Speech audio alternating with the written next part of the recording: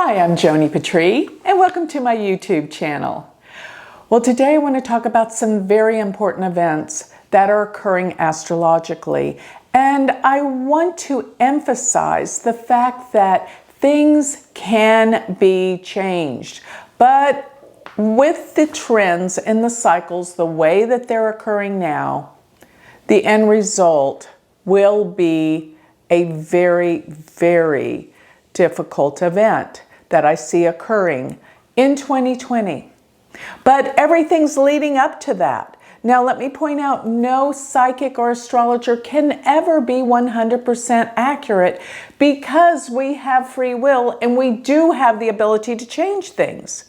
So with that, this isn't inevitable, but probable. So let me tell you what is happening astrologically that can lead up to this event, which I feel like the eclipses are of major importance because they involve the nodes of the moon. Rahu is the north node of the moon and Ketu is the south node of the moon. And wherever they are going to be where the eclipses are occurring. So the months of May and June, from around May 4th till June 24th, Mars was in Gemini and it was traveling with Rahu. Very difficult because opposed that was Saturn with Ketu. So you see you've got Saturn with Ketu and Mars with Rahu for those 2 months. That's why if you had any plans to do anything, probably there was a setback, a delay, something didn't work out. Yeah. Doesn't that explain things of why these months had these occurrences going on? Because Saturn-Mars oppositions are always about delays, setbacks, or even cancellations or endings. But still Saturn is still there with Ketu, even though Mars has now gone into Cancer. But whatever event occurred during the time that Mars was in Gemini is going to be at the culprit of what is to happen after the next solar eclipse that happens December 26th. And after that, when Mars comes back into alignment with Rahu and Ketu, that's going to be what will spring forth from the indications of what surfaced during May and June of this year, of 2019. So you will see that whatever surfaced at that time will be at the culprit of the major event that I see happening that is going to be very difficult. And that will take place around February of 2020. Now, what sprang up, what surfaced during the time of May and June? There's a couple of things, but the main thing, I think, it didn't seem like that big of a deal, but it was a clue that Iran was putting missiles to the ships there in the ocean. And that had its effects with the United States, because this was all an event to strike the United States. And now, throughout this year, you'll see more and more clues, which will be leading up to what will be happening by February. And I think February 19th is the most difficult day, because on that day, we will have Mars with Ketu in the exact positions that they were September 11th of 2001, which actually sits on the United States chart's ascendant, which with the chart I use, it's 8 degrees of Sagittarius. So we have Mars and Ketu there. And what else do we have? Jupiter. Jupiter magnifies things, makes them bigger.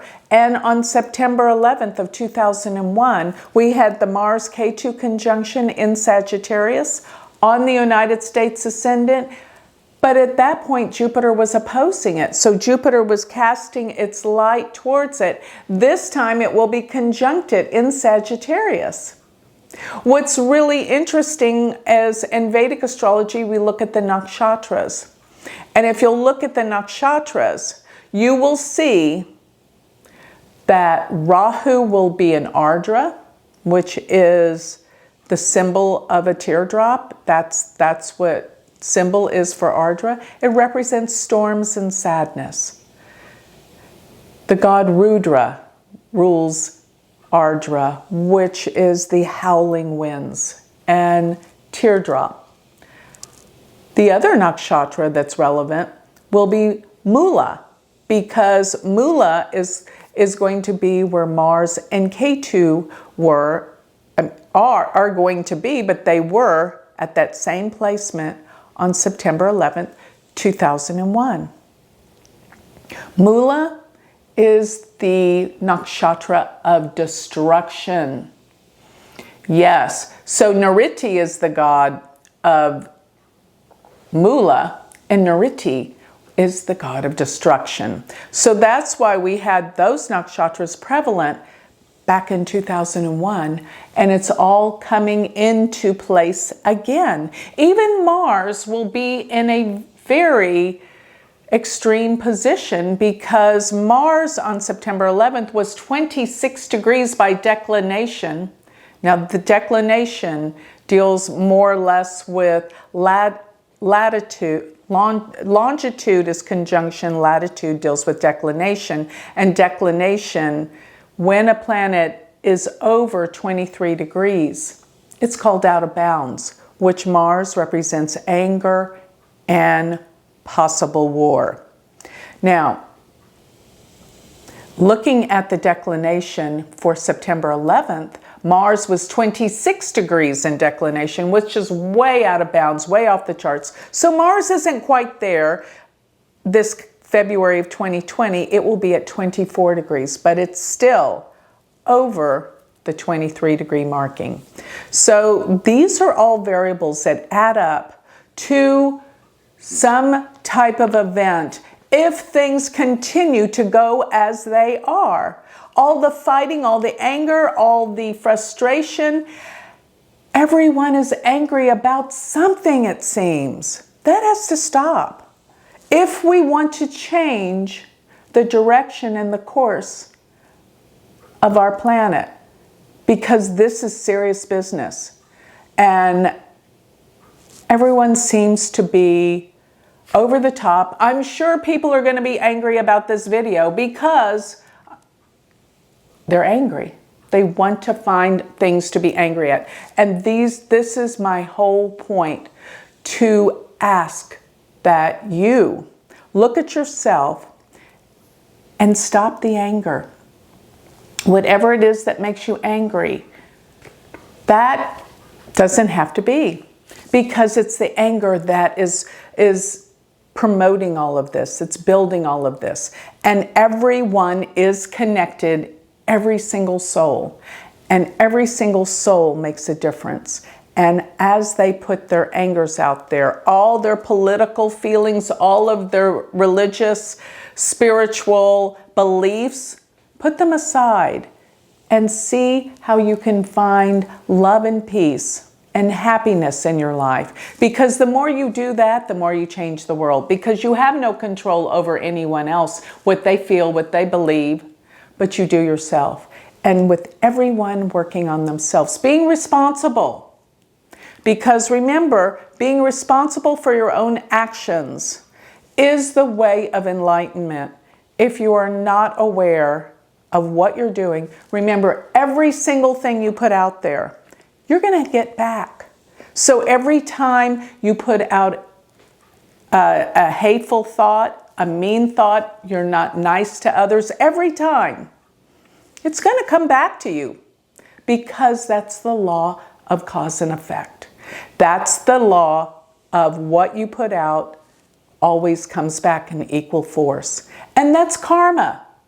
But we have got to band together to find the goodness in humanity and the love in humanity, because you can have the life you want if you stop the negative thinking and feelings and you are in control of that in your own life. So I really want people to be aware. One other thing that I wanted to mention, though, when I talk about what happened between May and June, the thing about Iran is not the only thing. There were other things that were happening, such as the trade wars with China. So what I'm really getting at, it's not just I'm pointing fingers at Iran or China or any of that. The point is this disregard for other beings and humanity and finding peace, and not always pointing fingers away from yourself. Remember, when you point that finger, there's 4 pointing back at you. Let's start to come together to find how we can be more responsible about our lives and find a sense of peace, joy, and happiness in this world, and avert any of these cycles that are coming down. So with this, we can really become aware. It is a great opportunity for change and awakening. And that's what I want to promote here through my work. So with that, I'd like to close. I hope you've gotten something out of this, and we will look forward to many more messages to help change and progress, not only this world, but your own life. Find your joy and happiness. So with that, I'd like to close. If you'd like more information on me, or if you would like a reading, you can always go to my website, which is galacticcenter.org. Or if you would like to learn Vedic astrology, I have a university, which is University of Vedic Astrology.com. Thank you.